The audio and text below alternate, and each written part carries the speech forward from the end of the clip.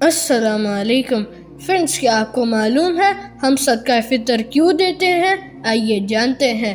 عید کی نماز سے پہلے صدقہ فطر دینے کا مقصد یہ ہے کہ کوئی بھی غریب شخص کسی کے آگے ہاتھ نہ پھیلائے، اور صدقہ فطر کو رسول اللہ صلی اللہ علیہ وسلم نے فرض قرار دیا ہے، کیونکہ روزے کی حالت میں ہم سے جو کوتاہیاں لرزشیں ہو جاتی ہیں، صدقہ فطر ان گناہوں سے ہمیں صاف کر دیتا ہے، اور ساتھ ہی صدقہ فطر سے مسکینوں کے لیے کھانے پینے کا انتظام ہو جاتا ہے۔